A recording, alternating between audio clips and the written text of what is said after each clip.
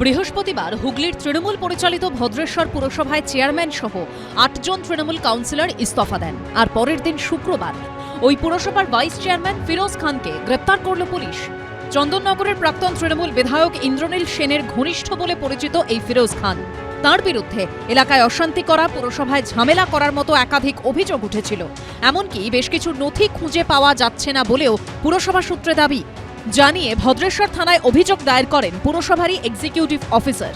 তার ভিত্তিতেই এদিন ভাইস চেয়ারম্যানকে থানায় ডেকে জিজ্ঞাসাবাদ করে পুলিশ। পরে তাঁকে গ্রেপ্তার করা হয়। অন্যদিকে জেলায় জেলায় একের পর এক পুরসভায় তৃণমূলের ভাঙন লেগেই রয়েছে। ভদ্রেশ্বরের পর হুগলির আরও এক পুরসভা চন্দননগরেও দেখা দিল অচলাবস্থা। সেখানে ইস্তফা দিলেন 6 জন তৃণমূল কাউন্সিলর, যাদের মধ্যে রয়েছেন আগেই পদ ছেড়ে যাওয়া ডেপুটি মেয়র মুন্না আগরওয়াল। 33 ওয়ার্ডের চন্দননগর পুরসভার 31টি রয়েছে তৃণমূলের দখলে, বাকি দুটোতে সিপিএম এর কাউন্সিলর। এর মধ্যে 6 জন তৃণমূল কাউন্সিলর ইস্তফা দিলেন। তৃণমূলে যারা ভেতরে থেকেছে প্রত্যেকের মধ্যে কোথাও না কোথাও তাদের ভাবনা আসছে যে এই দলটা আর করা যায় না, মানুষের সঙ্গে নেই, সেটা তারা ভেবে নিয়েছে, সেই জন্য হয়তো তারা রিজাইন করছে। গঙ্গার ওপারে হুগলির চন্দননগর পুরসভায় যখন এই ছবি, তখন এপারে উত্তর 24 পরগনার টিটাগড় পুরসভাতেও ধরল ভাঙন। সেখানে প্রাক্তন পুরপ্রধান ও ভাইস চেয়ারম্যান সহ 6 জন তৃণমূল কাউন্সিলর ইস্তফা দিলেন।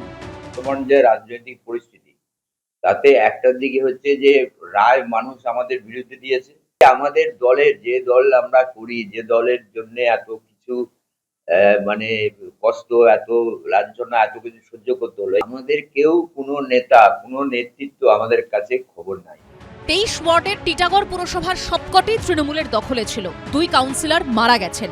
বাকি 21 জন কাউন্সিলরের মধ্যে 6 জন ইস্তফা দিলেন।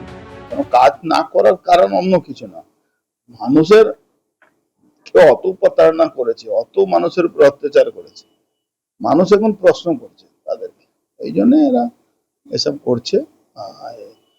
এদের নামে তো সবার নামে ইনকোয়ারি হবে। লাগাতার ইস্তফায় পুরো ভোটের আগে অবধি কি বোর্ড ধরে রাখতে পারবে তৃণমূল? সেটাই প্রশ্ন। সৌরভ বন্দ্যোপাধ্যায় ও সমীরণ পালের রিপোর্ট, এবিপি আনন্দ।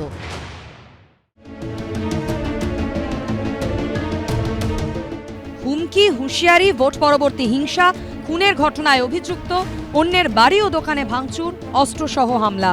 রাজ্যে নতুন সরকার আসার পর এমনই অভিযোগে প্রায় প্রতিদিন দিকে দিকে তৃণমূল নেতা, জনপ্রতিনিধিদের গ্রেফতার করছে পুলিশ। এই প্রেক্ষাপটে এবার বীরভূমের তৃণমূল নেতা ও প্রাক্তন জনপ্রতিনিধি মিলিয়ে মোট 4 জনকে গ্রেফতার করল পুলিশ।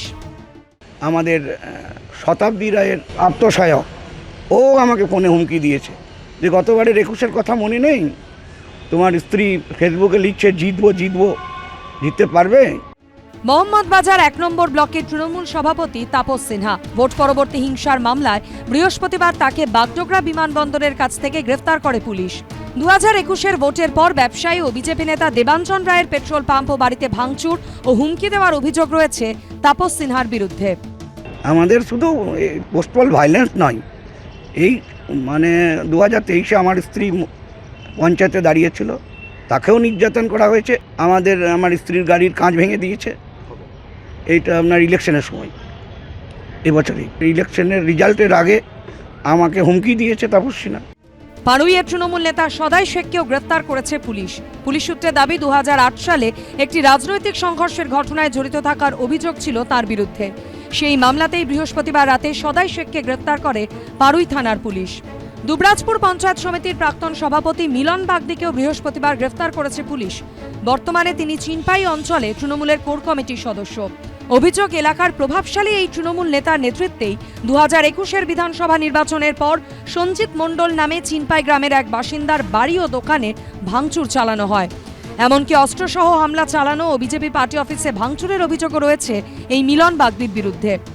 অন্যদিকে মোহাম্মদবাজার 2 নম্বর ব্লকের সভাপতি কালীপ্রসাদ বন্দ্যোপাধ্যায়কে সিউড়ি থেকে গ্রেফতার করা হয়েছে। 2003 সালে 3টি খুনে জড়িত থাকার অভিযোগে তাকে গ্রেফতার করেছে পুলিশ।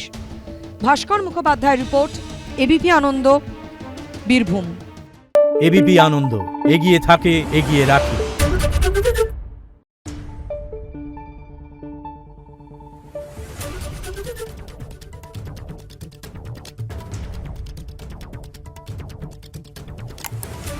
Thank you.